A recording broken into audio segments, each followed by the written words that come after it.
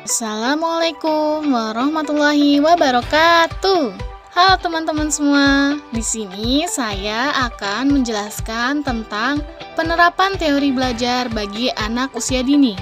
Sebelum lanjut ke video berikutnya, perkenalkan, nama saya Dais Nurul Wahidah dari Program Studi Pendidikan Guru Pendidikan Anak Usia Dini, Fakultas Ilmu Pendidikan, Universitas Negeri Jakarta.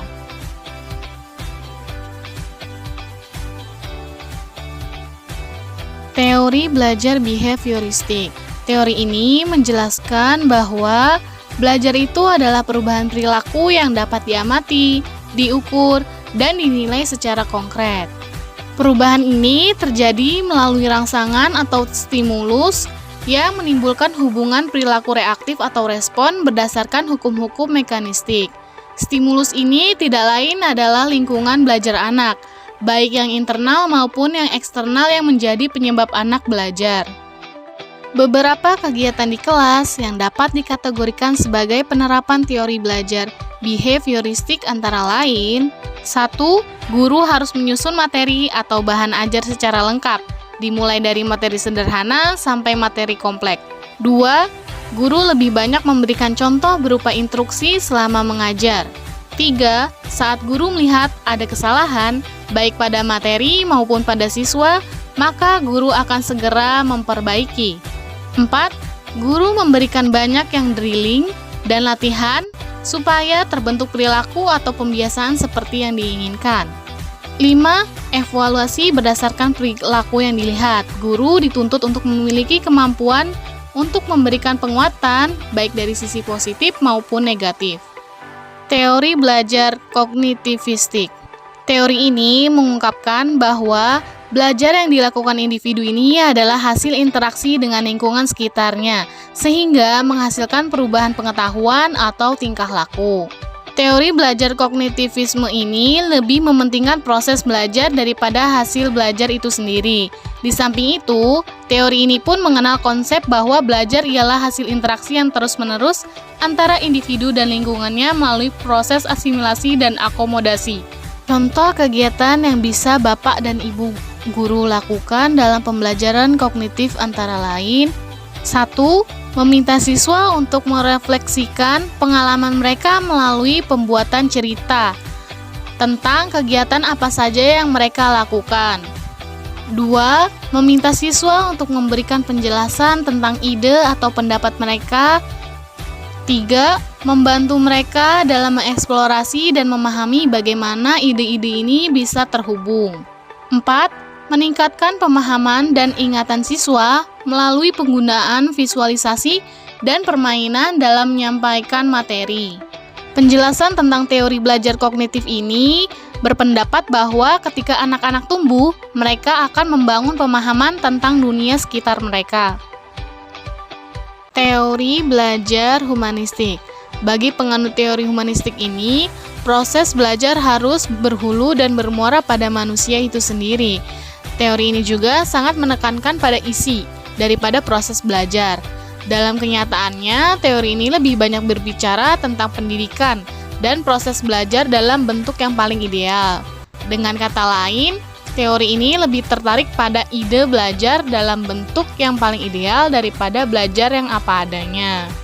Pada implementasinya, teori ini memfokuskan pada proses daripada hasil belajar. Berikut merupakan implementasi dan proses dari teori belajar humanistik. 1. Memformulasikan misi belajar yang jelas. 2. Menumbuhkan perilaku berpikir kritis, kreatif, dan bisa memahami secara sadar dalam pembelajaran. 3. Memotivasi perasaan siswa, sehingga mereka bisa belajar secara mandiri. 4. Mencari jalan agar siswa proaktif dalam proses belajar, untuk siswa bisa berkomitmen dalam menegakkan kejujuran dan kegembiraan. Teori belajar konstruktivistik, di mana teori ini didefinisikan sebagai pembelajaran yang bersifat generatif, yaitu tindakan untuk menciptakan sesuatu makna dari apa yang dipelajari. Secara umum, pembelajaran berdasarkan teori belajar konstruktivis ini meliputi 4 tahap. Keempat tahap tersebut menurut Horsley adalah tahap apersepsi, yaitu mengungkapkan konsepsi awal dan membangkitkan motivasi belajar siswa. Tahap eksplorasi, tahap diskusi dan tahap penjelasan konsep, tahap pengembangan aplikasi dan tahap aplikasi konsep. Tahap 1, guru mendorong siswa agar mengemukakan pengetahuan awalnya tentang konsep yang akan dibahas. Bila perlu, pendidik memancing dengan memberikan pertanyaan-pertanyaan problematik tentang fenomena yang sering ditemui sehari-hari dengan mengkaitkan konsep yang akan dibahas.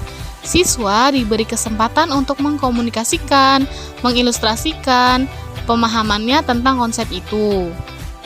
Tahap 2, guru memberi kesempatan siswa untuk menyelidiki dan menemukan konsep melalui pengumpulan dan penginterpretasian data dalam suatu kegiatan yang telah dirancang oleh pendidik. Kemudian, secara berkelompok, didiskusikan dengan kelompok lain. Secara keseluruhan, tahap ini akan memenuhi rasa keingintahuan siswa tentang fenomena alam di sekelilingnya. Tahap 3, guru membimbing dan membantu siswa dalam memberikan penjelasan dan solusi yang didasarkan pada hasil observasinya, ditambah dengan penguatan pendidik. Maka, siswa membangun pemahaman baru tentang konsep yang sedang dipelajari. Hal ini menjadikan siswa tidak ragu-ragu lagi tentang konsepsinya.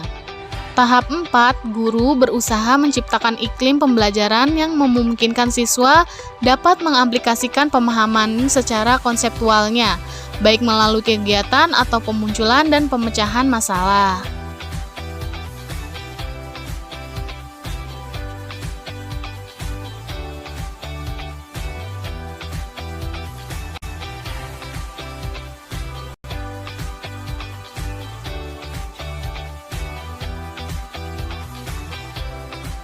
Sekian penjelasan dari saya.